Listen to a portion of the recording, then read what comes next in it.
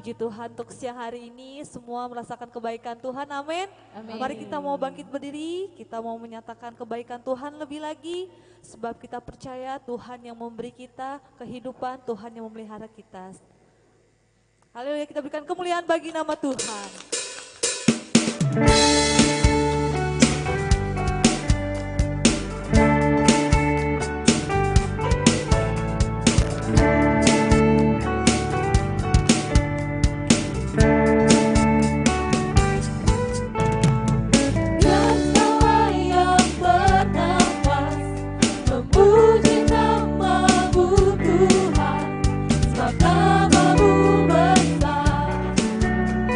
Sebab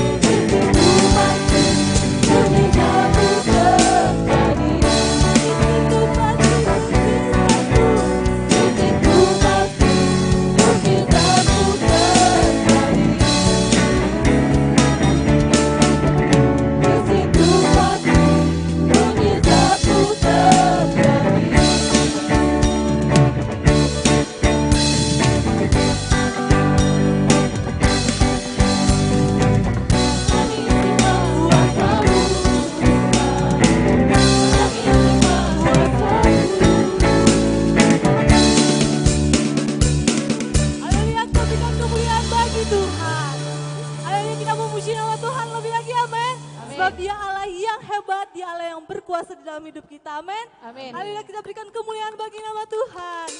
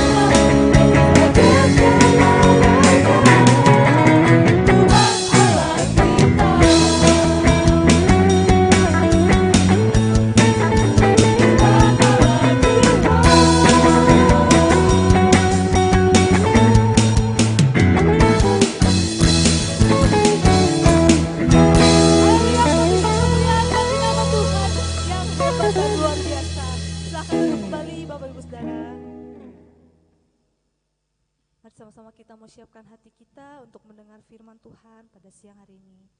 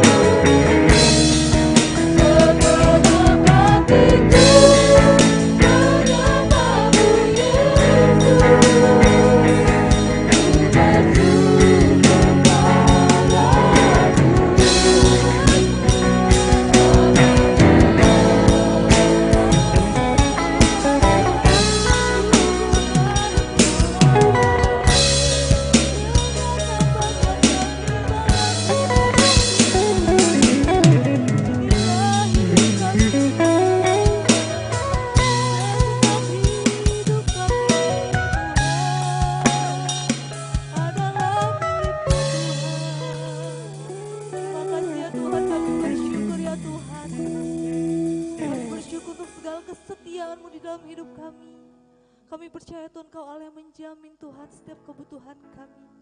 Dan kami percaya Tuhan Kau Allah yang selalu mengasihi dan mengangkat setiap kami ya Tuhan. Kami percaya Tuhan Kau Allah yang memulihkan dan mengubahkan setiap kami. Terima kasih ya Tuhan untuk siang hari ini Tuhan, kami telah siap untuk mendengar firman-Mu. Bila firman-Mu Tuhan menjadi rema, menjadi kekuatan di dalam hidup kami. Terima kasih Tuhan, Kau memberkati akan Ko Yohanes Tuhan yang akan menyampaikan firman-Mu. Hanya di dalam nama-Mu kami telah berdoa dan mengucap syukur, haleluya, amin. Saya serahkan kepada Ko Yohanes.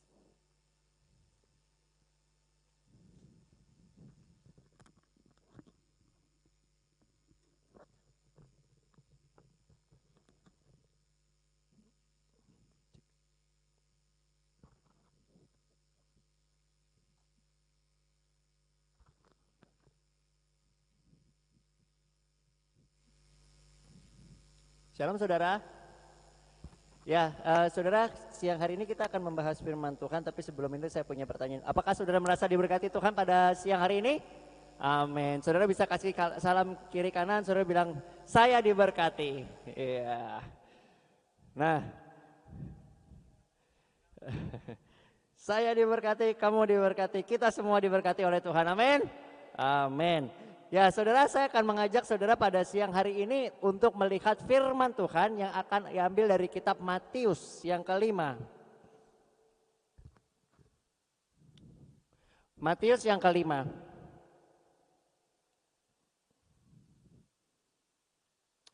Nah, kalau saudara lihat Matius kelima ini dari judulnya dikatakan apa saudara? Ucapan bahagia.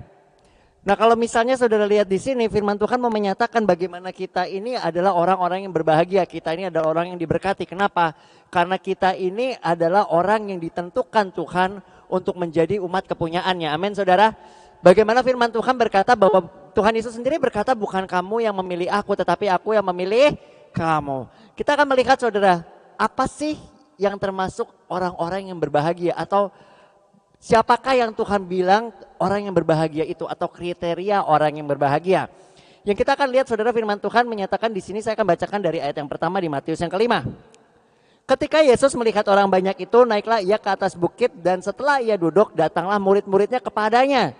Maka Yesus pun mulai berbicara dan mengajar mereka katanya. Ayat ketiga ya saudara. Berbahagialah orang yang miskin di hadapan Allah karena merekalah yang empunya kerajaan sorga. Amin saudara. Berbahagialah orang yang apa saudara? Miskin di hadapan Allah. Kalau saudara dengar kata-kata berbahagialah orang yang miskin di hadapan Allah. Maksudnya apa saudara? Rendah hati, ada yang lain saudara? Miskin di hadapan Allah. Apakah ini ngomong soal kita gak punya duit? Atau kita gak punya rumah? Atau gak punya mobil mewah? Apa sih yang dimaksud dengan miskin di hadapan Allah? Haus. Oke. Ada lagi saudara yang bisa kasih masukan? Tidak bisa hidup tanpa Tuhan. Oke. Jadi miskin di hadapan Allah ini benar saudara. Haus. Terus apa? Mengandalkan Tuhan. Betul, artinya kita tidak bisa hidup tanpa Tuhan atau kita bergantung sama Tuhan. Karena kehidupan kita adalah semata-mata kasih karunia Tuhan. Kita akan lihat firman Tuhan yang akan diambil dari kitab Lukas 18. Lukas 18 kita akan baca dari ayat 9 sampai dengan 14. Di sini membicarakan mengenai orang yang memiliki hati yang miskin di hadapan Allah. Kita akan lihat di sini. Firman Tuhan ini berbicara mengenai perumpamaan tentang orang Farisi dan pemungut cukai ketika dia berdoa. Saudara bisa lihat di ayat 9 dikatakan seperti ini. Dan kepada orang yang menganggap dirinya benar dan memandang rendah semua orang lain, Yesus mengatakan perumpamaan ini. Ayat 10, ada dua orang pergi ke bait Allah untuk berdoa, yang seorang adalah Farisi dan yang lain pemungut cukai. Orang Farisi itu berdiri dan berdoa dalam hatinya begini. Ya Allah, aku mengucap syukur kepadamu karena aku tidak sama seperti orang lain.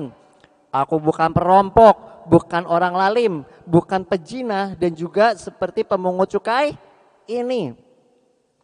Aku berpuasa 2 kali seminggu, aku memberikan 1/10 dari segala penghasilanku, tetapi pemungut cukai itu berdiri jauh-jauh, bahkan ia tidak berani menghadap ke langit, melainkan ia memukul dirinya dan berkata, "Ya Allah, kasihanilah aku orang berdosa ini."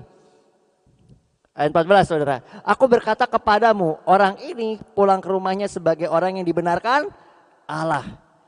Dan orang yang lain itu tidak. Sebab barang siapa apa saudara meninggikan diri, ia akan direndahkan. Dan barang siapa merendahkan diri, ia akan ditinggikan."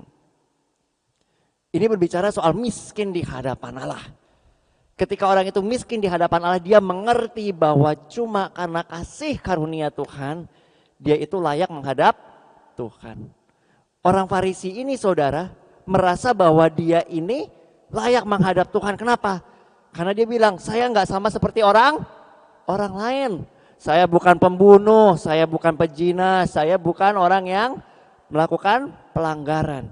Tetapi di balik itu saya ini memiliki kegiatan, yaitu apa saudara? Berpuasa 2 kali seminggu, memberikan persepuluhan dari segala penghasilan.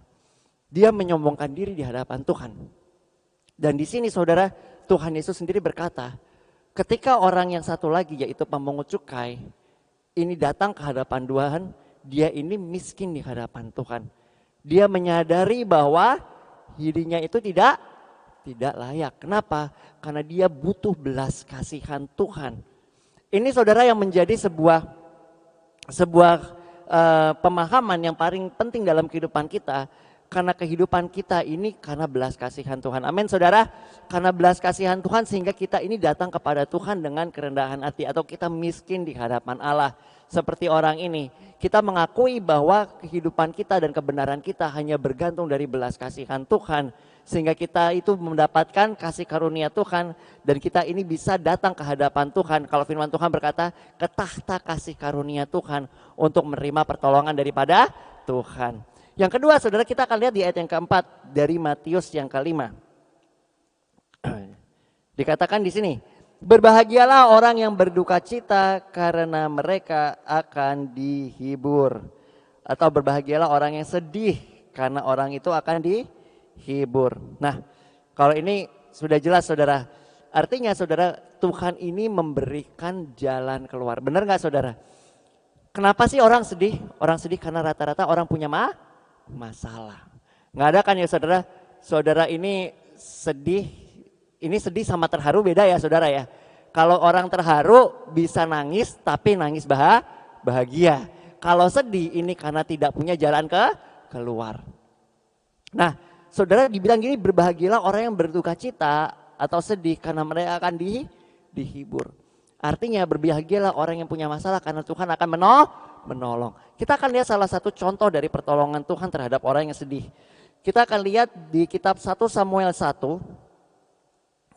1 Samuel 1 kita akan lihat dari ayat yang ke-8.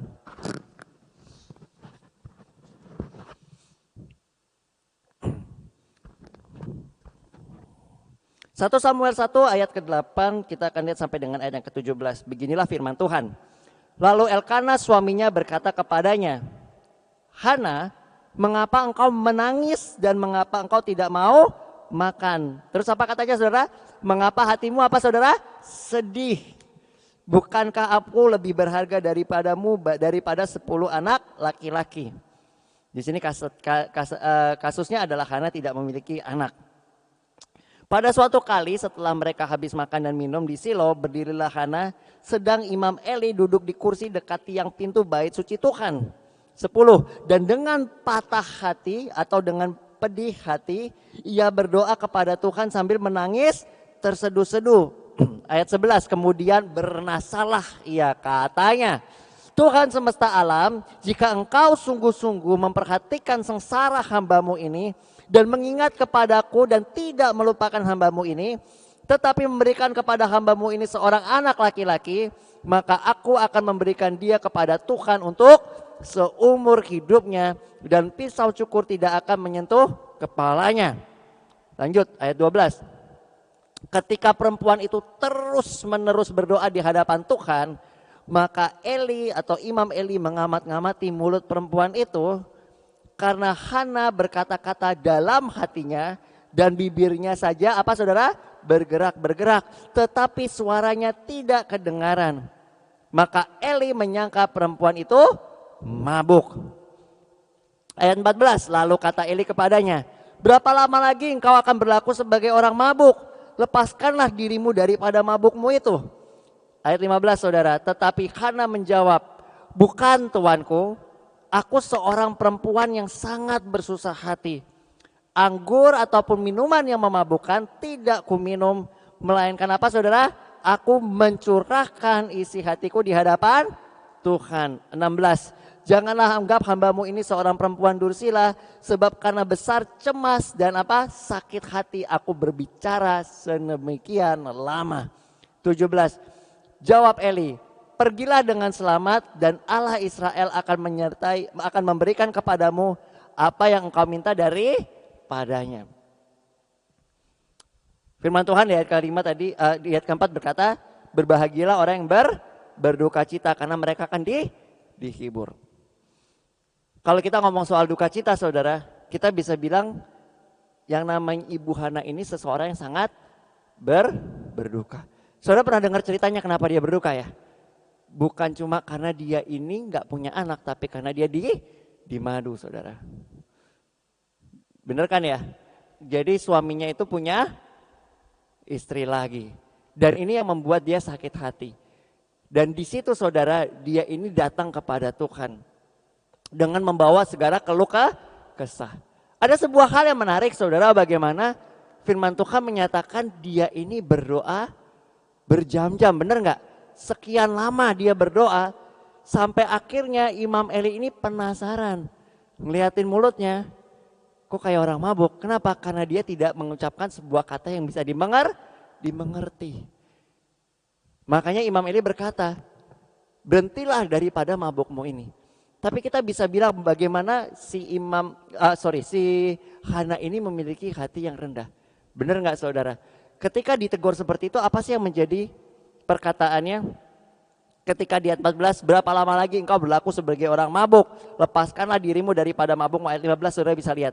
Tetapi Hana menjawab, bukan tuanku, aku seorang perempuan yang sangat bersusah hati. Anggur ataupun minuman dan yang memabukkan tidak aku minum, melainkan aku mencurahkan isi hatiku di hadapan Tuhan. Kalau kita lihat tadi, orang yang miskin di hadapan Tuhan adalah orang yang mau datang kepada Tuhan. Ada sekali banyak cara untuk orang itu menyelesaikan masalah. Benar nggak saudara? Ada orang yang cari ke orang pintar, benar kan? Nah, orang cari ke orang pintar, ada orang cari ke, nggak tahu. Saudara pernah dengar nggak sih kata-kata dukun anak? Pernah dengar nggak sih dukun anak? Dukun anak itu fungsinya untuk apa sih saudara? Biar punya anak gitu. Oh, ngurusin suster gitu maksudnya. Kenapa? Oh bidan, itu dibilangnya dukun beranak. Semacam itu, tapi itu dia bukan dukun untuk bisa punya anak, bukan. Oke, saya berarti salah tangkap. Sorry bahasa Indonesia saya nggak terlalu bagus. Saya pikir itu dukun yang untuk biar orang bisa punya anak, bukan ya saudara ya. Oke, nah jadi di sini saudara kita melihat bagaimana orang ini nggak mencoba mencari solusi dari permasalahannya kepada orang lain, tetapi dia datang kepada Tuhan. Yang seperti dibilang Tuhan bilang, orang yang miskin di hadapan Allah. Dan dia mengungkapkan apa yang menjadi isi hatinya. Dan dia ini bernasar, sehingga apa saudara? Sehingga Tuhan itu mendengar doanya. Saudara bisa lihat di firman Tuhan dikatakan di ayat ke-17. Pergilah, jawab Imam Eli, pergilah engkau dengan selamat dan Allah Israel akan memberikan kepadamu apa yang engkau minta daripadanya. Kenapa saudara? Karena Tuhan kita adalah Allah yang hidup, Allah yang mendengar apa yang menjadi permohonan kita. Nah, kalau kita lanjut saudara, firman Tuhan berkata di ayat yang kelima, berbahagialah orang yang lemah lembut karena mereka akan memiliki bumi. Nah, saudara bisa lihat bagaimana banyak sekali tokoh-tokoh Alkitab yang diceritakan. Ada nggak satu tokoh yang Tuhan katakan dia adalah seorang yang lemah lembut? Siapa yang saudara tahu? Kuis Alkitab. Ada nggak yang saudara tahu? Di siapa sih di firman Tuhan yang Tuhan sendiri bilang orang ini adalah orang yang lemah lembut? Musa. Musa. Benar saudara. Kita bisa lihat ayatnya saudara di Bilangan 12. Ini Tuhan sendiri yang ngomong loh saudara. Bukannya orang lain. Kalau pendapat orang kan semua bisa beda-beda gitu ya. Ada orang yang bilang wah ini orang lemah lembut. Oh enggak lah ini enggak. Tapi ini Tuhan sendiri yang ngomong. Kita akan lihat di Bilangan 12. Bilangan 12 dari ayat yang ketiga sampai dengan ayat yang ketujuh. Tuhan bilang berbahagialah orang yang lemah lembut karena mereka akan memiliki bumi. Saudara bisa lihat di ayat yang ke-12 di Bilangan di ayat ketiga di Bilangan 12 katanya gini. Adapun Musa ialah seorang yang sangat lembut hatinya, bukan lembut doang tapi sangat lembut hatinya. Lebih dari setiap manusia yang ada di muka bumi. Lalu berfirmanlah Tuhan dengan tiba-tiba kepada Musa, Harun dan Miriam. Keluarlah kamu bertiga ke kemah pertemuan. Maka keluarlah mereka bertiga. Lalu turunlah Tuhan dalam tiang awan dan berdiri di depan pintu kemah itu. Lalu memanggil Harun dan Miriam. Maka tampillah mereka keduanya. Lalu berfirmanlah ia yaitu Tuhan. Dengarkanlah firman-Mu ini. Jika di antara kamu ada seorang nabi maka aku Tuhan menyatakan diriku kepadanya dalam penglihatan. Aku berbicara dengan dia dalam mimpi. Bukan demikian hambaku Musa seorang yang setia dalam segenap rumahku. Tuhan bilang kalau dia ini sangat lemah lembut. Dia ini adalah setia. Dan di sini kita mencontoh saudara dan firman Tuhan menyatakan bagaimana ketika orang memiliki murah hati seperti Musa ini. Maka dia akan memperoleh kemurahan. Murah hati lembut saudara. Bagaimana saudara bisa lihat ketika Tuhan ini berbicara sama Musa, kalau aku itu akan mengirimkan malaikatku untuk menyertai kamu. Aku sendiri gak akan menyertai kamu. Saudara bisa lihat bagaimana Musa ini menjadi perantara antara bangsa Israel dengan Tuhan. Dia bilang apa? Tuhan ingatlah ini umatmu. Bagaimanakah orang lain tahu kalau kita ini umat pilihanmu kalau kamu gak berjalan bersama-sama dengan kami. Terus dia ini menempatkan diri dia sebagai wakil dari bangsa Israel. Dia bilang, kalau memang aku mendapatkan kasih karuniamu, janganlah suruh kami pergi kalau engkau gak bersama-sama dengan kami. Saudara bisa lihat bagaimana ketergantungan Musa sama Tuhan atau Musa ini memiliki hati yang miskin di hadapan Tuhan. Dia gak, ya udahlah, yang penting ada malaikat Tuhan. Toh aku juga udah pernah memimpin bangsa Israel. Jalan aja. Tapi dia membutuhkan pribadi Tuhan. Dan dia adalah seorang yang lemah lembut. Kenapa? Karena dia tidak mementingkan kepentingannya dia. Tetapi dia mementingkan kepentingannya siapa saudara? Orang Israel. Dia meminta belas kasihan Tuhan. Dia bilang Tuhan ingatlah ini adalah umatmu. Tuhan mengingatkan kita saudara dalam kehidupan kita.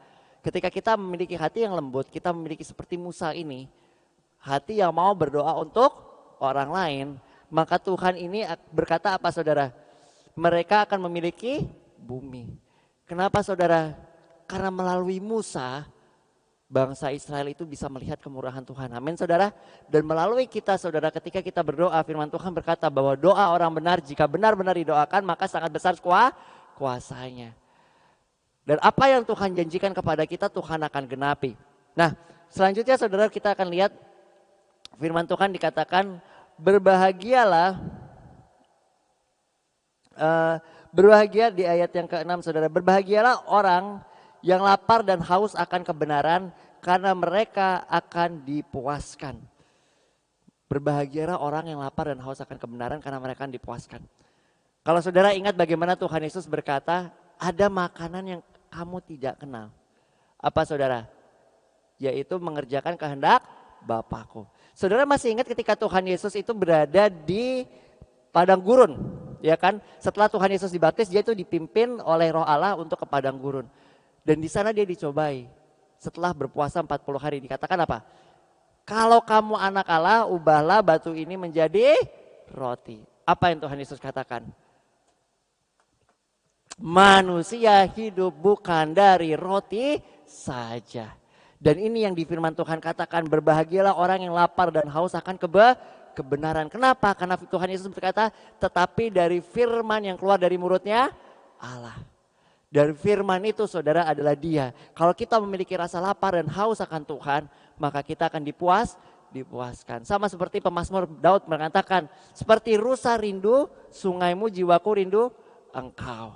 Dan yang terakhir saudara, kita akan melihat firman Tuhan, yaitu di dalam ayat yang ke-7 dikatakan, ayat yang ke-8 dikatakan, berbahagialah orang yang suci hatinya karena mereka akan melihat Allah. Dan di sini saudara, ini berbicara setelah firman Tuhan menyatakan di ayat ke-7, berbahagialah orang yang murah hatinya karena mereka akan beroleh kemurahan. Orang suci hati dan murah hati, kita bisa melihat suatu contoh saudara, bagaimana Tuhan Yesus menunjukkan bagaimana pentingnya kita untuk bisa melakukan apa yang menjadi murah hati ini. Saudara bisa lihat ayatnya di dalam Lukas 20 ayat yang ke-45 sampai 47.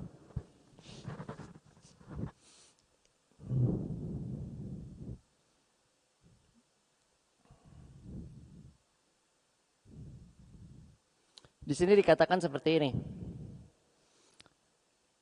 Ketika semua orang banyak mendengarkan, Yesus berkata kepada murid-muridnya, waspadalah kepada ahli-ahli Taurat yang suka berjalan-jalan, memakai jubah panjang dan suka menerima penghormatan di pasar, yang suka duduk di tempat terdepan di rumah ibadat dan tempat terhormat dalam perjamuan, yang menelan rumah janda-janda, yang mengelabuhi mata orang dengan doa yang panjang-panjang, mereka akan menerima hukuman yang paling berat.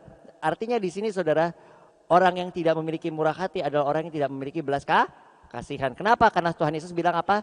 Mereka menelan rumah janda. Nah, kalau saudara mau lihat apa sih yang Tuhan Yesus inginkan supaya kita perbuat, itu diambil dalam kitab Lukas 10. Kalau saudara ingat bagaimana perumpamaan Tuhan Yesus mengenai orang Samaria yang murah hati. Ketika dia melihat seseorang dikatakan yang tergeletak, yang sudah dirampok dan tidak ada yang menolong, apa yang dilakukan saudara? Dia menolong orang itu dan merawatnya. Ini adalah seseorang yang murah hati dan kita mau saudara belajar dari sini. Firman Tuhan menyatakan bahwa orang Samaria itu adalah orang yang Tuhan itu ingin supaya orang-orang itu lakukan. Saudara bisa lihat di sini di ayat 36 dari Lukas 10.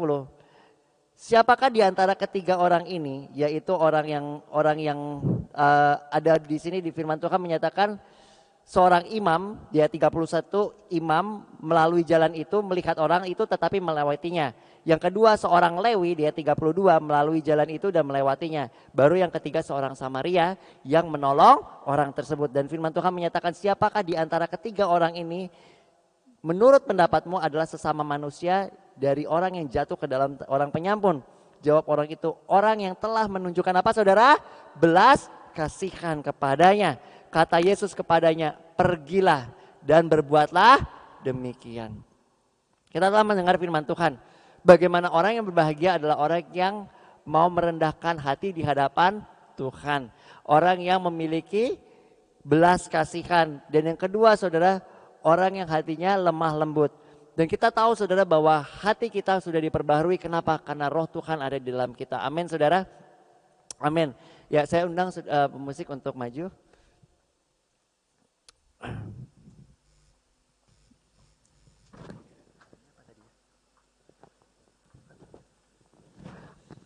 Oke. Ya kita akan nyanyikan satu lagu penyembahan saudara. Bagaimana kita ada sebagaimana kita ada oleh karena besar kasih karunia Tuhan dalam kehidupan kita. Amin saudara. Ada sebagaimana ku ada, berdiri menghadap tatamu Tuhan. Semua karena anugerah-Mu telah selamatkanku. Ku hidup dalam segala kelimpahan.